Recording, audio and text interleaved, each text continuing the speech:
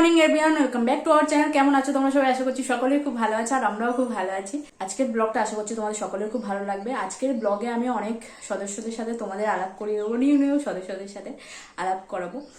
আর specially কিছু সদস্য আছে যারা আমাদের বাড়িতে কিছুদিন হলো অতিথি হিসেবে এসেছে, বাট কবে চলে যাবে জানি না। আর তাদের সাথে তোমাদের আলাপ করাতেই হবে। সো আজকের ভিডিওটা তোমরা দেখতে থাকো। আশা করছি ভিডিওটা প্রথম থেকে লাস্ট পর্যন্ত তোমাদের সকলের খুব ভালো লাগবে।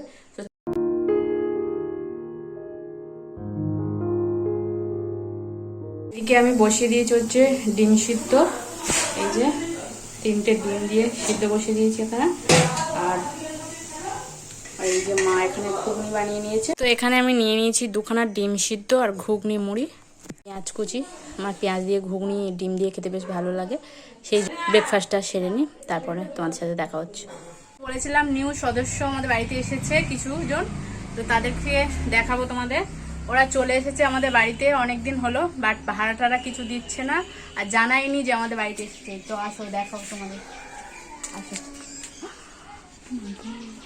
এই যে দেখতে পাচ্ছ একটা পাখির বাসা, এটা অনেকদিন ধরে হয়েছে আমাদের বাড়িতে। কতদিন? 10-15 দিনও আরো বেশি হয়তো হবে। তো বাচ্চা দিয়েছে এখানে।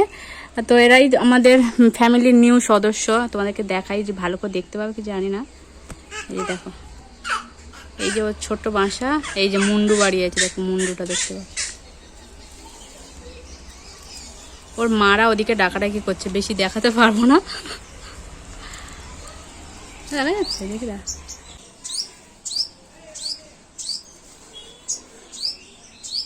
তো এই যে দেখতে পাচ্ছ এখানে 2খানা বাচ্চা আছে। আমি আর বের করছি না বাচ্চাগুলোকে, ওর মা ডাকাডাকি করছে। দাঁড়াও দেখাচ্ছি, দাঁড়া। ওই যে ওর মা দেখবে, দা এই যে ওই যে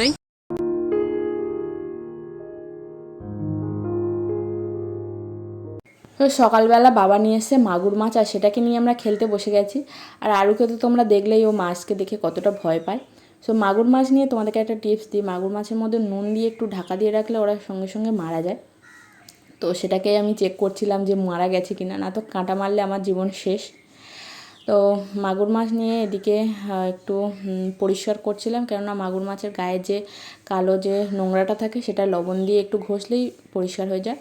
সো মা এদিকে মাছটাকে কেটে দিচ্ছে, তারপর আমি ভালো করে ধুয়েই মাছটাকে পরিষ্কার করে নিলাম। তো দেখতে পাচ্ছ মাছটার গায়ের রঙ কতটা চেঞ্জ হয়ে গেছে। আর যেহেতু আমাদের বাড়িতে মাগুর মাছ সবাই খায় না, সো সেই জন্য আমি বাড়িতে কিছুটা রেখে দিলাম। আর মাগুর মাছ ভাজার সময় যারা নতুন হয়তো বিয়ে করতে গেছো, শাশুড়ি মাগুর মাছ ভাজতে বলেছে, একদম ভাজতে যেও না।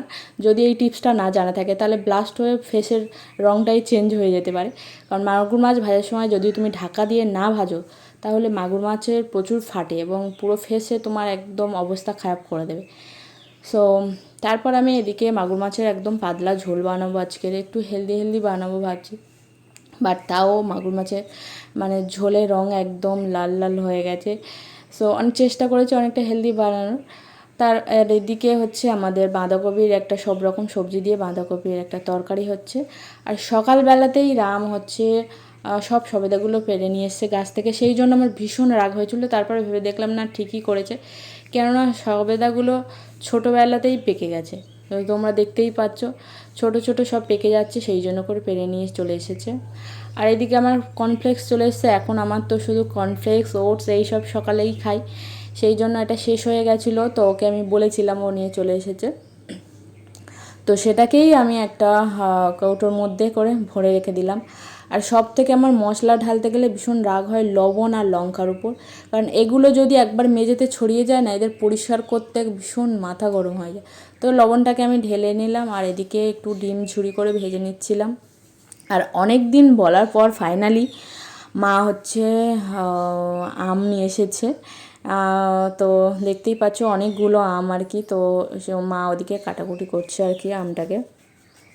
প্রায় বলতে গেলে 1 ঝুড়ি আম কেটে হয়েছে, তোমরা দেখতেই পাচ্ছ। এটাকে কি হবে তোমরা বুঝতেই পারছো কী হবে, সে তখন তোমাদেরকে দেখিয়ে দেবো।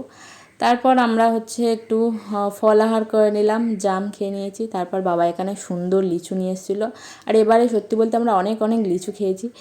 আর আমার মাম্মাম কিন্তু একদম লিচু খেতে পছন্দ করে না, ও লিচু নিয়ে খেলা করছে, ও একদমই খায় না। বাট আমি খেতেও ভীষণ ভালোবাসি।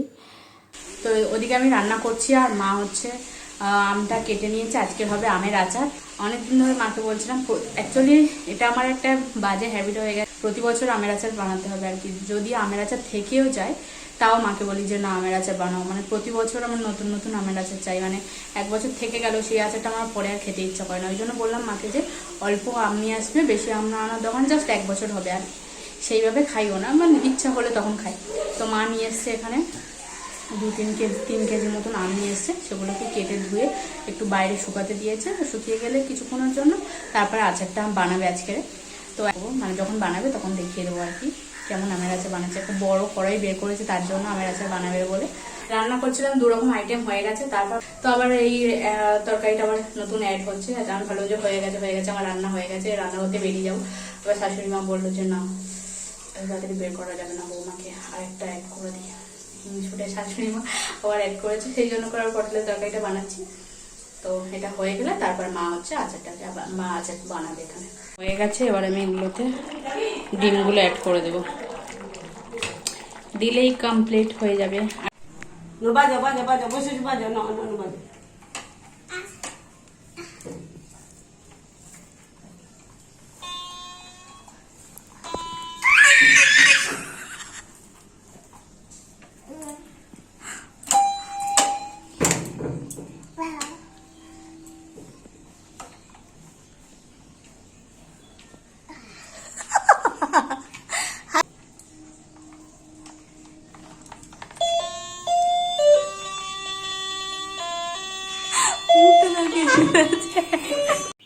তো এদিকে মা আমের আচার বানাচ্ছে, দেখতেই পাচ্ছ তোমরা, সব রকমের মশলা দিয়ে বানাচ্ছে।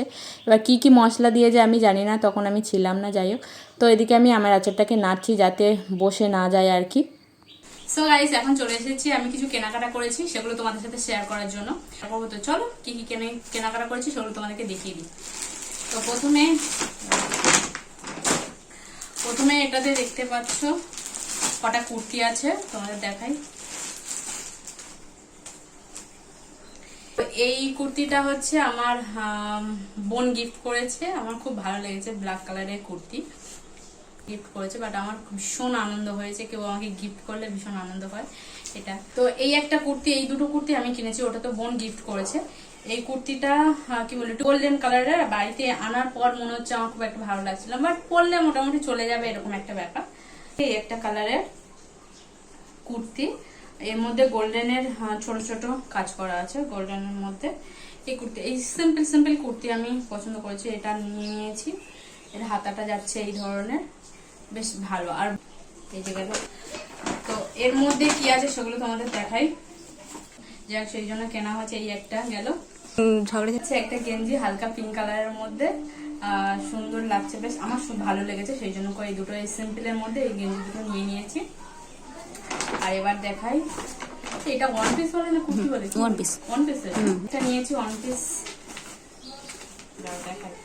এই যে একটা নিয়েছি ওয়ান পিস, এটা খুব সুন্দর, হাতাটাও বেশ ভালো লেগেছে, মানে কাপড়টাও খুবই ভালো, সফট। আর আমি বেশিরভাগ সফট কাপড় এরকম যেগুলো সবসময় পরতে পারবো সেরকম কাপড়ের মানে জিনিস কিনি আর কি, জামা কাপড় কিনি।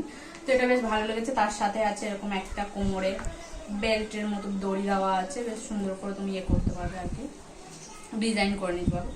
তো এই যে গেল আর একটা ওয়ান পিস। তারপরে ওই টপগুলোর সাথে একটা নিয়েছি, এই যে ব্ল্যাক কালারের জিন্স। আমার অনেকদিন ধরে ব্ল্যাক কালারের জিন্স কেনার ইচ্ছা ছিল, বাট কেনা হচ্ছিল না কোনোভাবে। তো এই যে একটা ব্ল্যাক কালারের জিন্স। টোটাল এই সব মার্কেটিং হয়েছে। তো আমাদের কালেকশনগুলো কেমন লাগলো কমেন্ট করে জানিও, আর ভিডিওটা কন্টিনিউ দেখতে থাকো। আশা করছি আজকে ভিডিওটা সকলের খুব ভালো লাগবে। গরম আরুর জন্য এই ফ্যানটা লাগানো হয়েছে এখানে, আরুর গরম লাগে তাই তো। তো এই যে আমাদের হচ্ছে আচার রেডি, একটা কাঁচের জারে মানে পুরো ভর্তি হয়ে আছে, তাই না মাম? আর আরুষি এখানে আচার খেতে এসেছে তুমি। আরুষি এখানে আচার খেতে এসেছে। আর এই চলো আমের আচার তোমাদের খুলে দেখাই। এই যে কাদের আমের আচার খেতে ভালো লাগে কমেন্ট করে জানিও, আমার তো ভীষণ ভালো লাগে, বাট সব সময় খাই না, হয়তো যখন ইচ্ছা হলো তখন খাই। তো এটা কাঁচের জারটা অনেক বড় আর পুরো ভর্তি, দেখতেই পাচ্ছ তোমরা, অনেকটাই আমের আচার হয়েছে। তো এখন আমরা কিছুটা নেব এর থেকে খাওয়ার জন্য। আর মাম্মামের ভাব দেখো, আমি আচার খাবো, ও আচার খেতে দেবে না। আচার চুরি করে নিচ্ছি মামা, দিদিকে বলবে না। তো এই বাটিতে আমি আচার কিছুটা নিয়েছি, বেশি নেব। তো এই যে দেখতে পাচ্ছ আরেকটা ফ্যান, নিউ এই ফ্যানটা গরমের জন্য এত অতিরিক্ত মিডিলে গরম পড়েছিল যে সেই জন্য করে এদেরকে নিয়ে আসা হয়েছে। তো এখন চলে এসেছি ছাদে আচারটা নিয়ে, আচার খেতে না আচার খেতে। খাবি? হ্যাঁ না,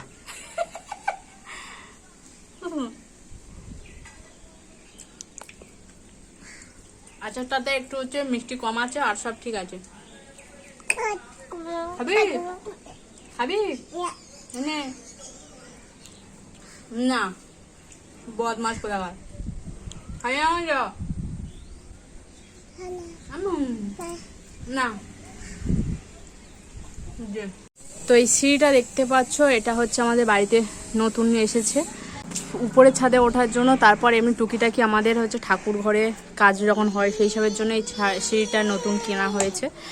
এই একটা ঘরের জায়গা অনেকটা জায়গা জুড়ে থাকে, ছাদে থাকে না আর কি। আজকে ছাদে হচ্ছে রাম কাজ করবে। এই যে দেখতে পাচ্ছ মশারি টাঙাবে ছাদে গাছেদের জন্য। এই যে সুন্দর সুন্দর গাছগুলো দেখতে পাচ্ছ এখানে সুন্দরভাবে আছে, এগুলো যাতে মশা না কামড়ায় সেই জন্য মশারি খাটাচ্ছে এখানে। তো এই যে আমাদের মশারি টাঙানোর কাজ চলছে, দেখো কত বড় মশারি চলে গেছে ছাদের ওই পর্যন্ত। যেহেতু গাছ আছে সেই জন্য করে রামেই এটাকে কিসে অনেকটা সেই আলুর বস্তার মতো লাগে ওরকম একটা কিনে নিয়ে এসছে, এই যে যাতে গাছগুলো রোদে মরে না যায় সেই জন্য করে এরকমভাবে ও চারিদিকে দড়ি দিয়ে আর কি আটকে দিচ্ছে। দেখো এই যে মশারির মধ্যে একটা ছোট মশা, এই যে মানে গাছগুলোকে রোদ থেকে অনেকটা বাঁচায় সেই জন্য করে দিয়েছে।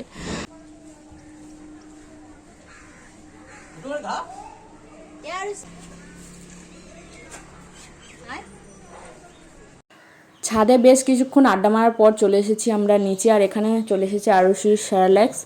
তারপরে চলে এলাম আমরা ডিনার করতে, আর আজকে ডিনারে ছিল আমাদের বিরিয়ানি সাথে ডিমের চপ।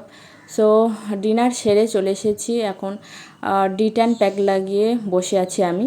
সো আরুষি একটুও ভয় পায় না আমাকে দেখে, যে সাদা মুখে কি লাগিয়েছে সেই জন্য ভয় পাচ্ছে না। ও দেখতেই পাচ্ছ হাত বাড়িয়ে আছে আমার কোলে আসবে বলে। D10 ক্রিম লাগিয়েছিলাম, তো সেটাকে তুলে দিয়ে ফ্রেশ হয়ে দিলাম। আজকের ব্লগটা এই পর্যন্ত। আজকের ব্লগটা তোমাদের কেমন লাগলো কমেন্ট করে জানিও। যদি ভালো লাগে থাকে চ্যানেলটাকে সাবস্ক্রাইব করে আমার পাশে থেকো। সো সবাইকে টাটা, দেখা হবে নেক্সট ভিডিও নিয়ে।